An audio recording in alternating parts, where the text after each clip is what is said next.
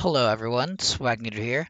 Today we are playing Date Warp. It is an old visual novel from 2010, and it's just an old visual novel that was really popular back in the day. So I figured we would check it out now that it's, 2020, the year of there's absolutely nothing wrong this year. What do you mean? But it's sarcasm. Anyways, let's get going and jumping right into it, shall we? All right, this is an interactive story. Left click, okay. From time to time, you will get to play a game to choose what direction the story will take. Click on the wires to rotate them and make a connection between the light bulb and what you want to happen next. Oh, so it's a puzzle. What are we, wiring someone's brain? Begin game, please. 4 days, 20 hours, 25 minutes remain.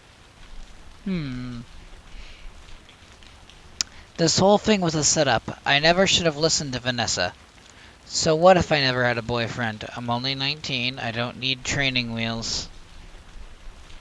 It was a waste of time. We had a nice meal, but we might as well have been eating alone. We ate totally different food, and we couldn't think of much to talk about. I'm a vegetarian bookworm. He's a steak and potatoes jock. It would never work. And then this happened. Janet. Come on, this way. Also, I have no idea about the FPS. It's like at 6, and I'm on like a gaming computer, so like options. Is there? There's not even video options, so but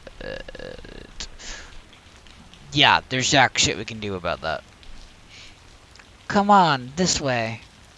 Don't let go of my hand. Are you afraid of the dark? Either of us could slip and fall in this mud. He has a point. We left her a while back, and there's no clear path for these woods. Thank goodness it's only rain and not one of the traditional Memphis thunderstorms. If there were lightning, we would have had to stay in the car. Okay, so I'm guessing their car broke down and they're somewhere in Texas that has a forest, because they mentioned Memphis. Not sure where in Texas there is a forest, but I wouldn't put it past that state to have a forest in it. I've never been to Texas, don't murder me. I'm a good old Midwest boy. Anyways, let's, I guess, continue reading. I can see the lights ahead. It must be a big house. Rich people like their privacy. That's probably why they live way out here. Well, there wasn't a fence or anything. Water runs through my hair, making me shiver. Surely, whoever lives there will take pity on 2 drowned rats. So many lights. Maybe they're having a party. I don't see a doorbell. You knock. Your hands are bigger. Bradley raises one hand to rap sharply on the door, but of his other he's still holding on to me. It feels nice having a boy's hand in mine. Maybe this date isn't a complete disaster after all? Well, you went on a date with some random boy you barely know. Then, you eat, it goes horribly, and then your car breaks down in the middle of a storm, and now you're walking up to some random-ass house you found in the middle of nowhere to ask for help. How can it possibly get worse for you, dear Janet? How? Visual novel logic, my friends. Anyway, let's see if anyone answers the door. I hear someone at the door. Hello? A boy younger than me, wearing oversized clothes that looks like faded rags. This certainly isn't what I expected from the owner of a mansion. Hi, my name is Bradley Dalton, and this is Janet Bhaskar. My car broke down a ways up the road, and with the weather like this. You're soaked. Can we come in, just to have somewhere out of the rain to wait while I call for help? Well, what's going on? What are you doing here? What sort of person does the sells things at night in the rain? We're not. Get lost. How should Janet respond? Oh, okay. So to apologize to these bastards, we have to, let's see.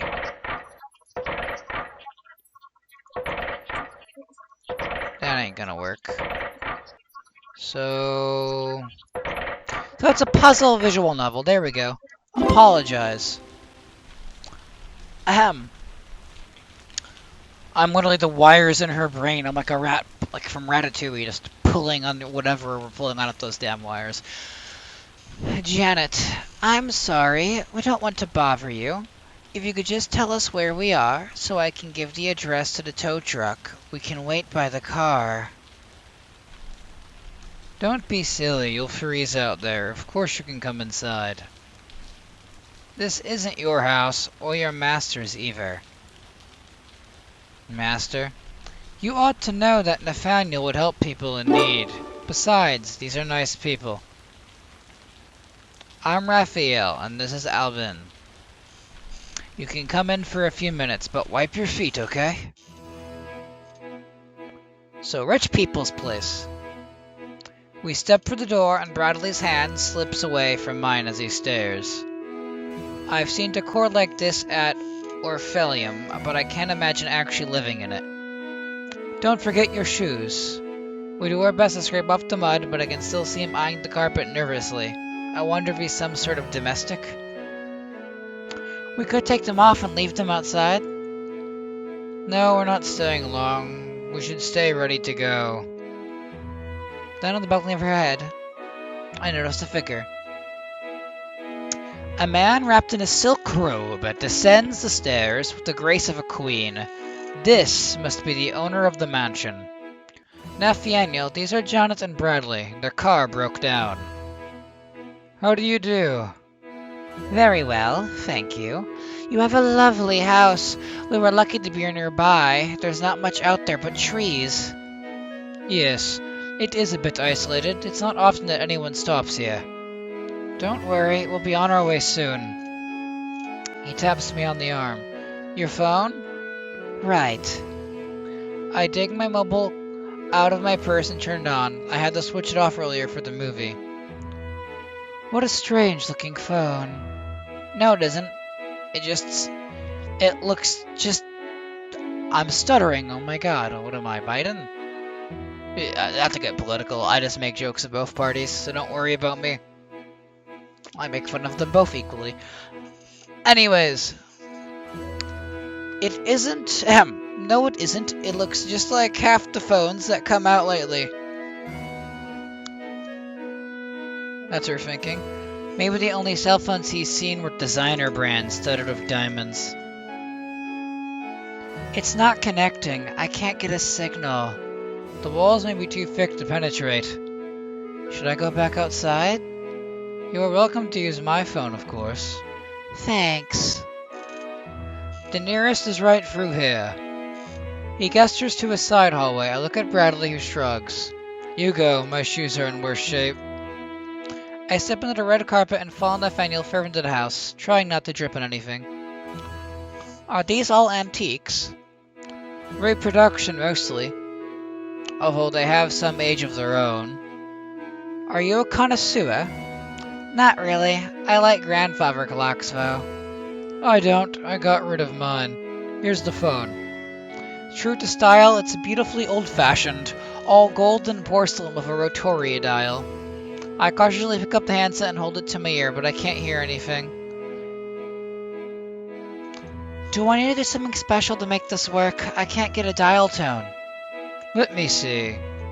He takes the handset and taps the receiver a few times. Nothing. The lines must be down. Is the storm that serious?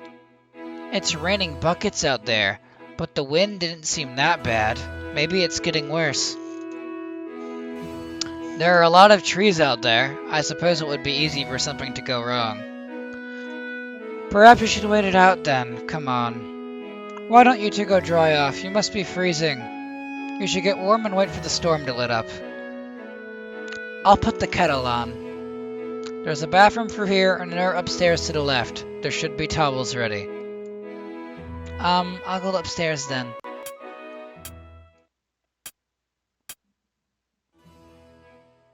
So the story behind this game is this girl Janet vanishes when that timer runs out. And our job is to figure out how she vanished using this weird TV. So are we like viewing security tapes and like hacking reality? I don't know, but the story of this is we're trying to figure out what happened to poor Janet here and to see if we can change her fate. Is at least the general idea of the story, because I did read up a little bit about it, not too much to spoil myself, but enough to understand the concept of such an old game.